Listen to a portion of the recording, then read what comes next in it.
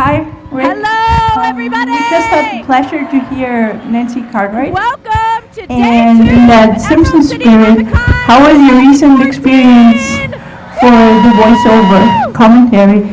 And what kind of crazy fan stuff do you have? Yes, okay. Who is with me all day in the main hall? Fleas. Anybody? I had Anybody gonna stick it out? for a while. I had. He's got a lot of crazy friends. It's No, gonna be I mean, amazing. as a and- Simpsons fan.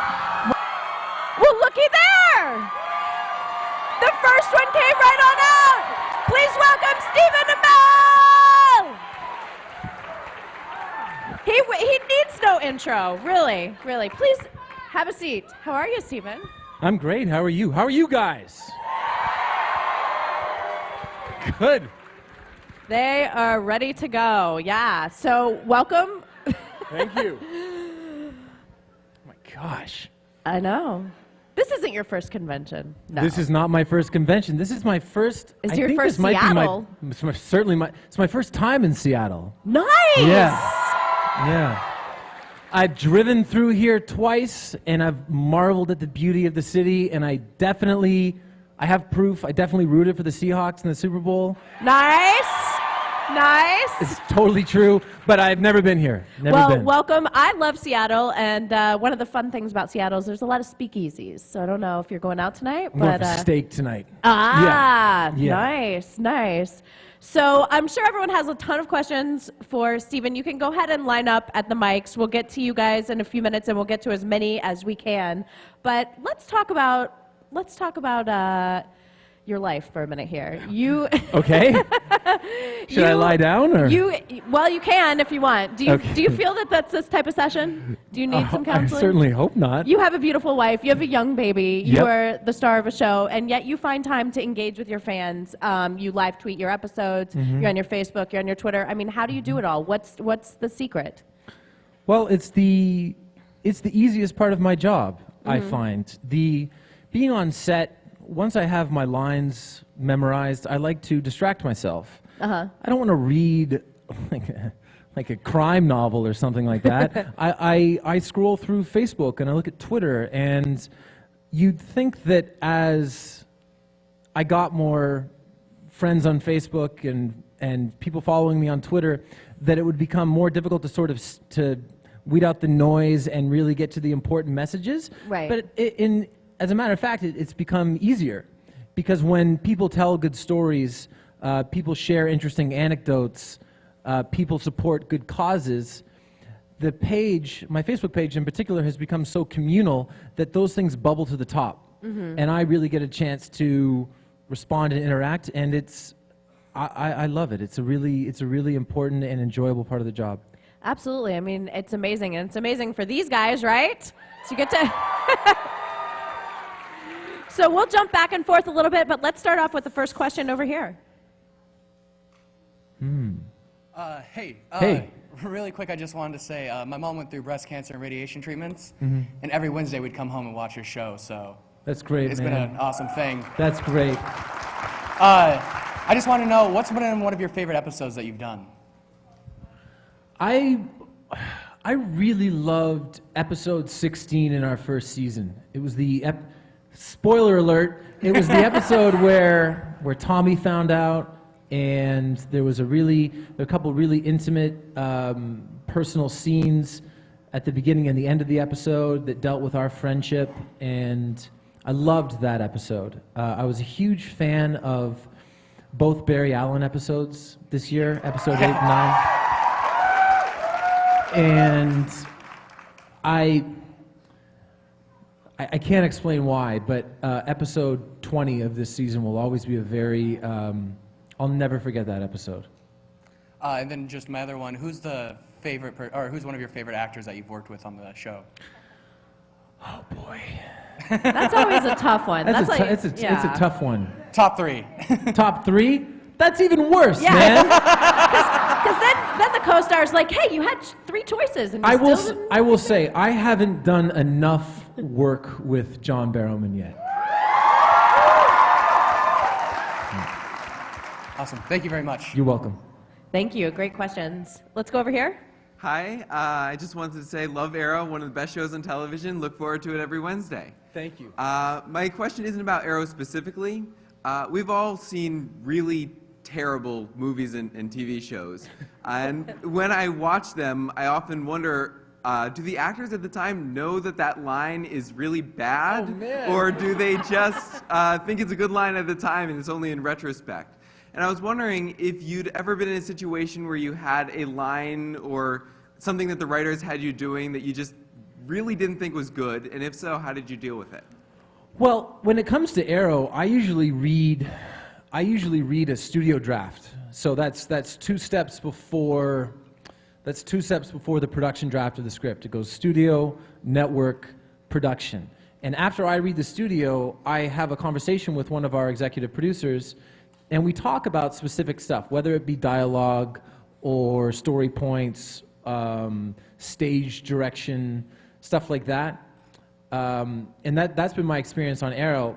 Previously, on shows that I won't name, there's, I've been coming in as a guest star, but there have been some pretty outlandish lines.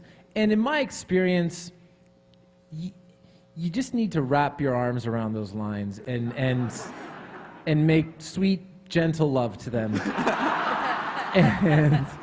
and you know what? You also just can't take yourself too seriously. I mean, we're not, this isn't brain surgery. We're not curing cancer. We are trying to entertain people. And if you become too introspective and analytical when it comes to those things, it doesn't do anyone any favors. Thank you. Thank good. you.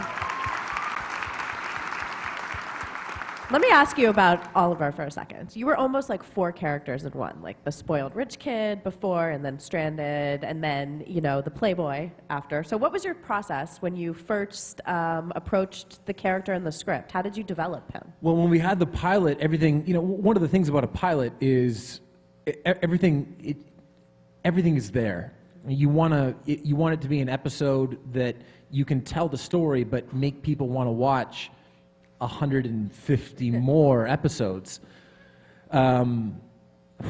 We've done 45, and that's okay. 105 and more. we're still learning. When I took on the part, I had a great deal of faith in David Nutter, who is the greatest director of pilots that has ever lived. I mean, he's had 17 pilots go to series out of, I think, 19 pilots that he shot. It's amazing. He shot the Red Wedding episode for Game of Thrones. I mean, Smallville, X-Files, Supernatural, the Sarah Connor Chronicles, Dark Angel. Oh my goodness, The Mentalist. He is prolific, and he just did the Flash pilot. So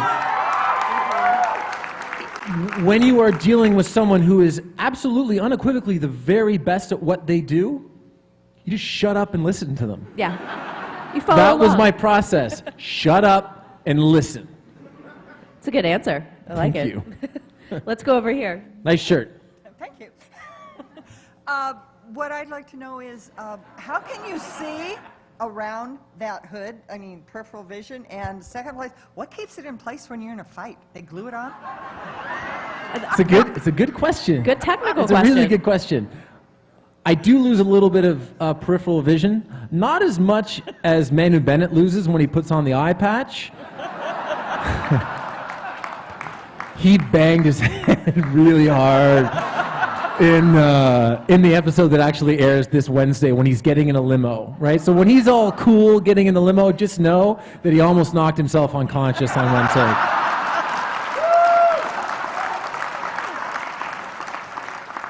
The hood, for whatever reason, does not come off when I run. I know that not a lot of people believe this, but then the first time that we put the hood on, when we were filming episode 15, the first time that I donned the hood on the island, the very first time that I sprinted, it came right off. So I don't know if maybe it's the way that it's fastened to my jacket, but for some reason it stays on. I don't know why. Maybe I have grippy hair. I don't know. Maybe you tilt your head down a little bit. I might tilt my head down a little bit. That may help a little. I filmed last night of this morning until 4:30 in the morning, and I'm sprinting along a bridge. I almost came here straight in my Arrow costume. Nobody would have objected. I totally screwed that up. I should have done that. I should. Yeah. But I was sprinting. I was in a full sprint on a bridge in Vancouver, and that freaking hood didn't come off. So I don't know what to tell you. There you have it. It's magic. The hoodie stays. Magic. It's magic hood. Thank you. Thank you very much. Hi. The upcoming Batman-Superman movie is rumored to be sort of a launching pad for future Justice League movies. Are you in talks to be in it, and who do all of us talk to make sure you get in that movie? Because you have to be in that movie. We will write letters and tweet and Facebook and whatever you need. You know what? And I do appreciate that. I have expressed my interest. We have a wonderful partnership with DC. They have given us, the ability to say Ra's al Ghul's name on the show, or Raish, as the case may be. The ability to bring in Barry Allen, and some of the people that we have coming in the future, sooner rather than later, is it's a real testament to their faith in our product. I think that producing 23 episodes of television year after year is just as difficult, if not more difficult, than producing a feature film. All that being said, I would want to be involved in it simply from a standpoint of I'm completely overly competitive, and the thought of somebody else playing Oliver Queen makes me want to smash my head through that table. Yeah, that can't happen. But for the time being, it's very difficult for me to look past, we're filming our 22nd episode of the season right now. Our final 3 episodes are effectively one episode. They take place over the course of one night. Spoiler alert. And Spoiler. It's difficult for me to look past that. But if approached, I would definitely be open, for sure. And I appreciate all the support. I do. Yes. So I guess the takeaway is everyone write to DC. That's Let right. them know. Yeah, Yeah. that's the takeaway. And you know what? You guys do have a voice nowadays. It's kind of been proven on a lot of different fronts. Oh, absolutely. If you don't think that, I hear about things that happen on Twitter and social media from my bosses, and I feel like I'm pretty in touch. People pay attention to that stuff. The fans absolutely, positively have a voice, Absolutely. as they should. Yes. Hi, greetings from Montreal. I just wanted to let you know you have a big fan base out there in East, and it's always good to see a fellow Canadian on TV. So, Thank you so much. the other thing I want to ask you is I want to ask you about your fitness routine. You have a great upper body, as demonstrated regularly in the show. I was wondering if you had some secrets that you'd want to share with us, so we can emulate you. All right, workout tips. Well, first, you have to be faced with the prospect of being shirtless in front of millions of people on television. You're welcome. It's a very particular and paralyzing type of fear. So that, in and of itself, works up your metabolism. Secondarily, I get to carry around an infant all the time. Good for arms. Really good for arms. And you know what, man? I've been doing yoga this year, a lot of yoga, a lot of power yoga. There's also the aspect of working 14-hour days again and again and again and again, and doing physical stuff, fights and whatnot. And then I've started working with a trainer again, and man, I just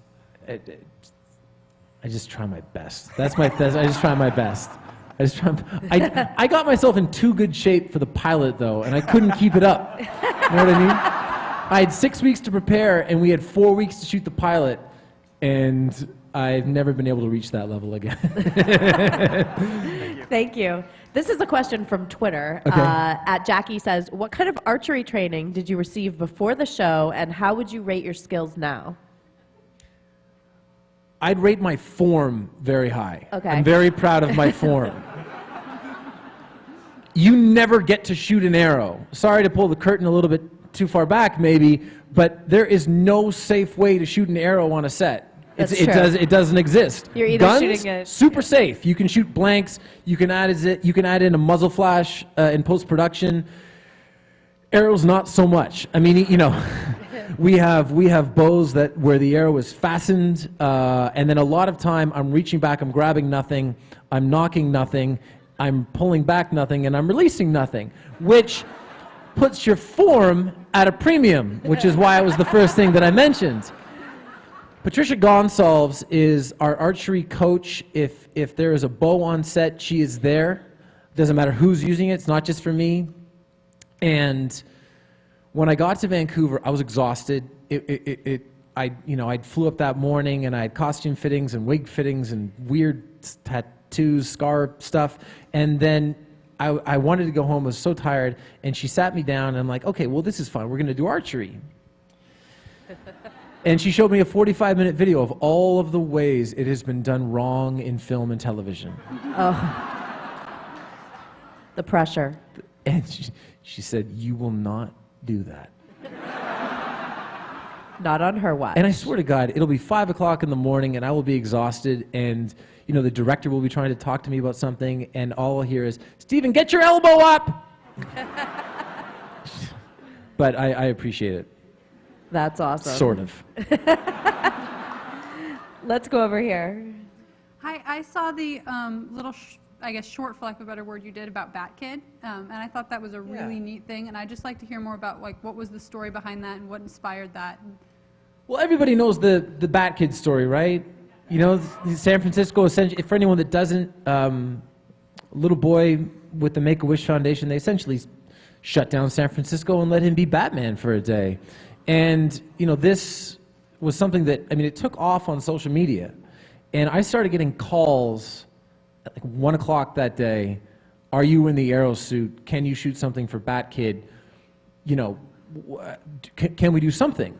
And I was on set with David Ramsey and Emily Bett-Rickards. It was, it's like a typical, we're in the Arrow cave shooting scenes. And we had our first assistant director in between scenes just point the camera and we riffed for 90 seconds, put the video on YouTube, and the rest was history. But very cool to be a part of that. A very, very small part, but cool that we were able to bring awareness to that cause. Yeah, thank you for doing that. It was awesome to see. Thank you. Thank you. All right. Hi. Since my exercise question was stolen, I would like to ask about your makeup, your eye makeup. How long does that take to get on, and does it ever all come off? Because using makeup every day, I know that there's chunks left over. Exactly right. Exactly. It doesn't take that long to put on. Now that I have the mask, spoiler alert, you'd think that there would be less, but it's exactly the same because you have to sort of darken the eyes. And there's a difference between getting the makeup off and getting it all the way off. It's like, I'll think it's all the way off, but we'll be taking it off at 3 o'clock in the morning, and I'll wake up the next day and I'll look in the mirror and I'll be like, I look like Nestor Carbonell right now. I'm glad a lot of people got that joke. I met Nestor Carbonell a couple of weeks ago, and I'm still going to make the joke. But you got to be thorough with it because it gets all in your eyelashes and stuff like that. Thank you. You're welcome. Thank you. Great question. Yes. Hi. So I have two questions for you. One, obviously, will I be back? Ooh. That was the most exciting thing that's ever happened on Arrow for me. That was pretty cool. I have a good story about that. Okay. So the reference is to in episode 16, there was a member of the Suicide Squad that didn't go out on the mission, but looked suspiciously like Harley Quinn. Yeah. And I wasn't filming that scene. I had no idea that was the plan at all. And then a trailer for the show came out, and it showed her, and Twitter went crazy. And I got in touch with our executive producers, and I said, was that supposed to be Harley Quinn? And he said, you bet your ass that was supposed to be Harley Quinn. And we brought on Tara Strong to do the voice, which is amazing. That's really cool. So I hope you'll be back. I really do. I hope. Thank you. and do some therapy sessions, whatnot, all that stuff. Thank you. You look great, by the way. Thank you very much. It's about me. Yes. Hi, I was wondering if you'd ever consider doing stage work on Broadway or other stage work of any sort. Long time since my high school days doing stage work. I did Macbeth. I did A Midsummer Night's Dream. I played Tony in West Side Story. Wow. That would go off way better in a theater crowd, I think. I don't know. I don't have a lot of time. We shoot the show from the beginning of July until the middle of April. And I'm going to do a movie during my hiatus this year, but it has been incredibly difficult to schedule it because I have a really, really small window. I love acting. I love being on the stage. Doing something like this reminds me of that because it's a similar type of experience. And when the time is right, I would love to. Thank you. Thank you. And I'm jealous of Colin Donnell having done it, He's on Broadway now, so yeah. You'll have time eventually. Yep, hopefully. With your acting and your character work, like before you came to Arrow, you were kind of known as really a character actor and a lot of different diverse roles. What's the difference between creating a character for you that you have to say goodbye to pretty soon versus like playing someone who for 45 episodes you have played the same person? Oh, this part is way more fun. I'm always incredibly impressed by guest stars because the job that they do is so hard. Grant Gustin comes in as Barry Allen in our 8th episode this year, and that's his episode. And he has the most dialogue. And essentially, it's centered around him and his experience in Starling City. That's a way harder job than, playing a character and being a part of a family and being comfortable. So I like the long tail because, now we're seeing all of these different sides of Oliver. We get to take him on 2 separate simultaneous journeys, both on the island and in the present day. He was pretty sullen when he came back originally. And I like the fact that he is now, certain events are about to transpire that will steal a little bit of his humorous side. But I like the fact that he's becoming, there's a little bit more levity to him. As far as guest stars go, you are just trying not to upset the apple cart.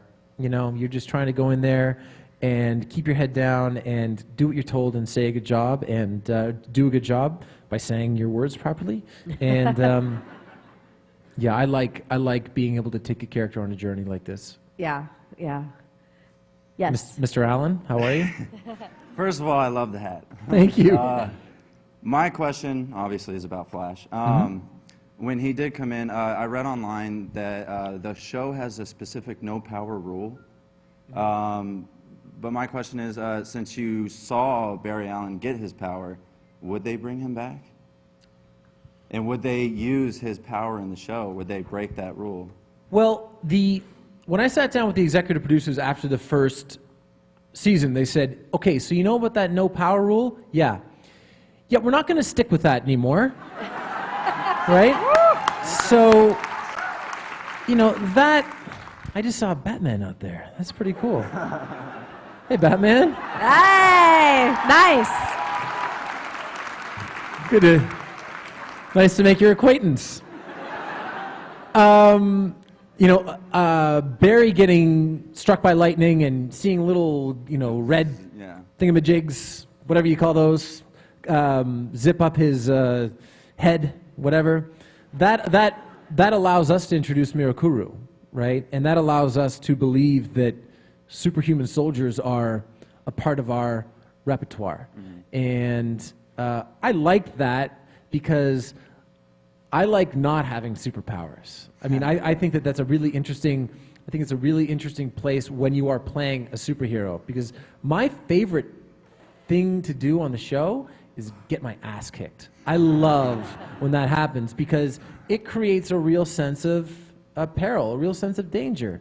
So as far as Barry coming back, he was originally, the Flash pilot was originally supposed to be the 20th episode of our season. They liked the Barry Allen character so much that they gave it its own pilot, which shifts it in our timeline a little bit, but Barry as the Flash or some iteration greater than himself, greater than where we saw him in our show, exists in our universe. So you would hope that we would see him again. Yeah. Okay, good. You right? You good? Thank you. Good, all right. Hello. Nice. Hello, Stephen. I just wanted to welcome you to Seattle. And I want to let you know that you have not failed this city. Thank you. My question is similar to the Justice League question a little bit earlier. I was wondering if your Oliver Queen came in contact with Henry Cavill's Superman, how do you think that confrontation would go? Just kind of look at him for a second and say, so you're an alien, huh?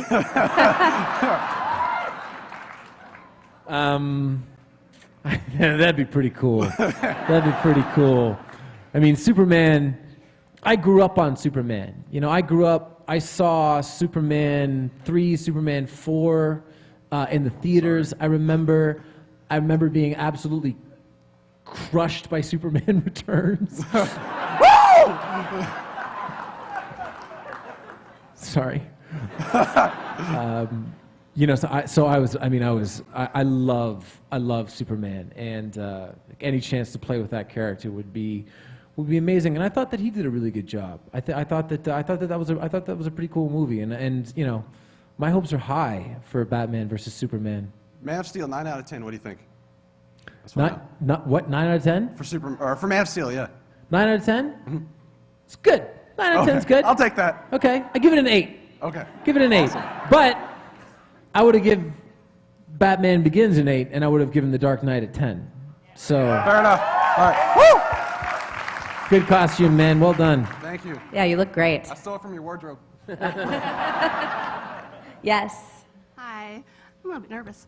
He stole my line. I was going to say you haven't failed this city. That's great. I miss saying that line. I do. yeah. I do. I'm bugging the producers. We're hopefully going to find a way, one way or the other, to work it into the show before the end of our second season.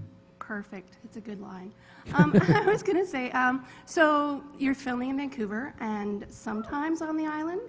Have you filmed at Hatley? That's a couple blocks from my house. You should come for lunch. Okay. Yeah. I'm serious. Open invitation. Okay. Bring everyone. You know what? If it's an island day, I'm going to need something like chicken noodle soup. Okay. Or like chili. Something warm. Something that warms the cockles, so to speak. And you can use the hot tub. It's good. Perfect. There you go.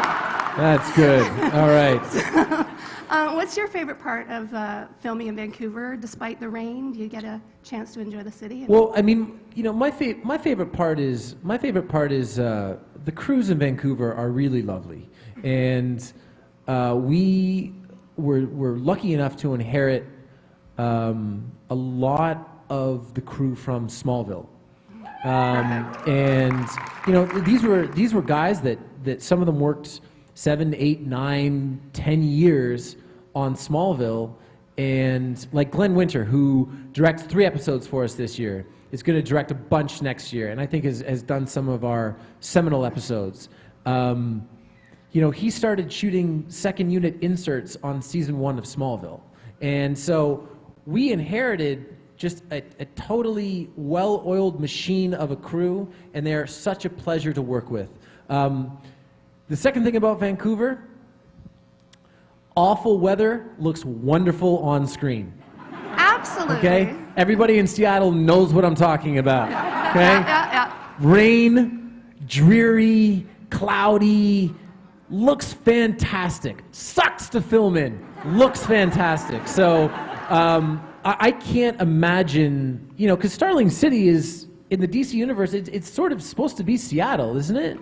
Right? I mean, if Gotham is New York City and Metropolis is Chicago, I think Starling City is Seattle. Perfect. Yes. Thank you. So I have a little divergence from the show for a second. We have a Twitter question. Okay. I don't know if you have even heard this, but Christina says, What do you think about Anne Rice saying that she wants you to play Lestat if there's another Interview with the Vampire movie? I think it's a great idea. So sometime a couple of months ago, Anne Rice got like a head cold and watched the entire first season of Arrow or something. love it. And started posting about it on her Facebook page, and I'm seeing all these things. It's a wonderful compliment. It's a a huge wonderful compliment. I mean, if there was one actor that I was to look up to, and if I could pick one modern career to study, it'd be Tom Cruise, right? I love Tom Cruise. Anything Tom Cruise I will watch. That was a little bit of a tepid applause. I understand he hasn't really necessarily acquitted himself in the comic book genre, so that's allowed, but he's my guy, okay? Take ownership. I love it. Thank you. And he played Lestat, right? So that'd be pretty cool. I worry that maybe the vampire trend is a little starting to peter out a tiny bit, but who knows? Who knows? We'll see. Being overtaken by zombies at the moment. It is being overtaken. We need Which is not a bad thing. Yes, let's go over here. So I love all the exercise and workout montages we get in Arrow. They're wonderful, especially the bar chin-up lift thingy. How much of that? So it's called the salmon ladder. Okay. And there was a guy that came for an autograph today, and he goes, "Man, the fish ladder, it's amazing." Close enough. So how much of the workout montages are you actually doing the workouts, especially the salmon ladder? Are you really doing that? The workout montages are 100% me. 100%. 100% me. I actually, every once in a while, they'll want it not to be me, and so my workaround there is I go, well, I'm going to do it shirtless, because they can't use because they have a stunt double but not a body double, right? Because how could they?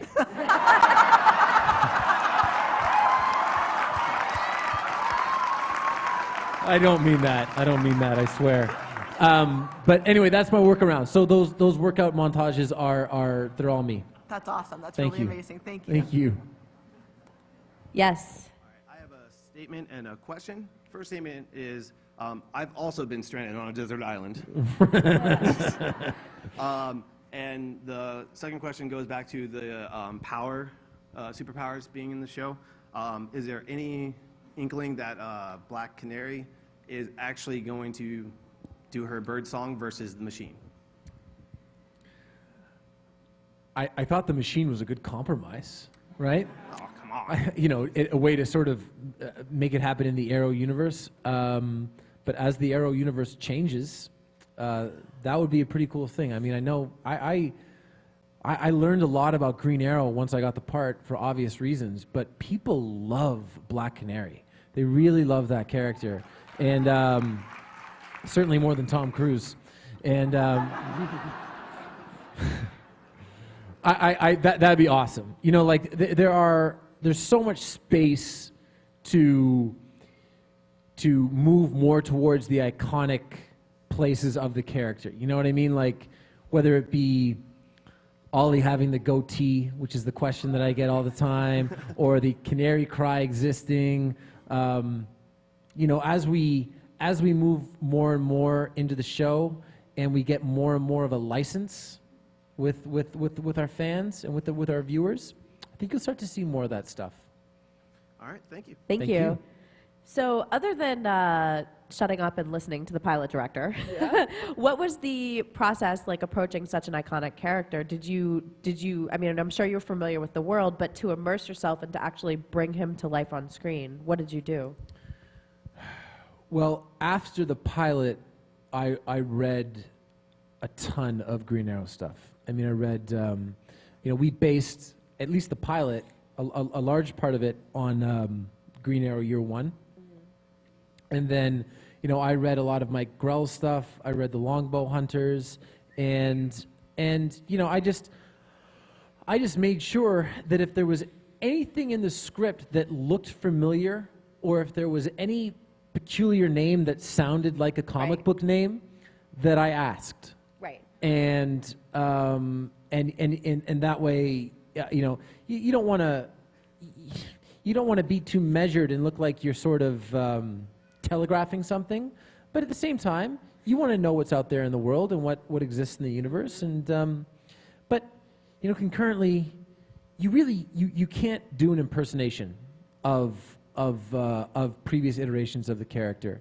I mean, Justin Hartley did a fantastic job as Green Arrow, but that was, you know, but Smallville, we got questions about Smallville comparisons until people had seen like 2 episodes of the show. Right. And then those stopped. Right. And I think that Grant and all the people that are doing the Flash pilot will get questions about their connection to Arrow until you see like 2 episodes of the Flash, because it is fundamentally a different show. Right. And so yeah, you want to make it your own. It's all about making it your own and just feeling confident, trusting people, and then you're good. Good answer. Yes. What's up? Hey, I wanted to know if you're going to do more trick arrows. I'm waiting for that boxing glove at some point. Everybody is. And I'm actually a little bit curious about seeing our friend Roid Rage in a Speedy costume, if that's going to happen relatively soon. Arsenal. Ooh, okay. Or Red Arrow. Or Red Arrow, or Art. You know, I know that a lot of thought has been given to that. I know that one of our executive producers, especially Andrew Kreisberg, he loves that stuff. And I know, I'm pretty confident that like after every draft of a script that he'll get from the writer's room, he'll just kind of look at them and go, no boxing glove arrow this time. Again. All right, I'll settle for a Failure. net arrow. A net arrow. And then, listen, I want superhero costumes on the show. I want Roy in a costume. I want Diggle in a costume. Yes! I want Felicity in a costume. I want Thea in I want everybody in a costume, okay? I want Laurel in a costume. Like, I want everyone, as far as I'm concerned, everybody should have a costume. Let's just all get it out in the open. But I hope more of that happens soon. But you know what? We introduced a new superhero in episode 1 of season 2, and I think there are rumblings of making that somewhat of a tradition. See you at the photo op. Thanks. Thank you. Thank you. Yes. Hi, I had a question actually about the Felicity-Oliver relationship. How do you feel about the fact, I feel like Felicity gets led on a lot, honestly, but, you know, and then are you funny meme on the internet where she's crying, she's like, you kiss all the girls but me. You do, you really do. I do. What do you have to say about this? I learned, this is sort of a long-winded answer, which is my specialty. I learned a great deal about dealing with co-stars and trying to make them comfortable from Amy Brenneman, who I worked with on Private Practice, who, by the way, was a love interest for Tom Welling before he got Smallville. It was very, very strange. She's convinced that working with her births superheroes. Anyway, good point. She was so wonderful to me on Private Practice and so accepting and was so personal with me so immediately that it made my job so easy. Emily was the first guest star that I worked with on Arrow. And I remember wanting to make that experience for her exactly like my experience was with Amy on Private Practice. So for that reason, and because Emily is just such a wonderful young woman, very special place in my heart for that character and for that actor. So I really hope that, I'm a fan of television shows, and I don't like things set up that aren't paid off. So I would hope that anything that we set up on the show, we would pay off. I'm glad for Felicity. Thank you. Thank you. All right. Unfortunately, we have time for one more question. Hi. Hi. How's it going? I'm good. I'm sorry that I can't answer faster.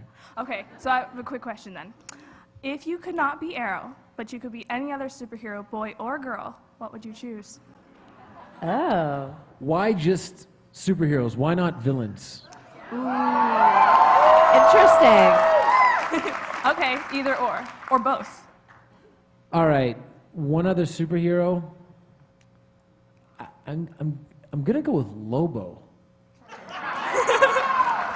Lobo was one of my favorite comics as a kid. I loved Lobo. I was way too young to read it. And for villain, I'd say the Riddler. Yes. Thank you. That was a great one to end on. All right, Stephen, thank you so much. Hey guys, thank you very much, everybody. Very cool.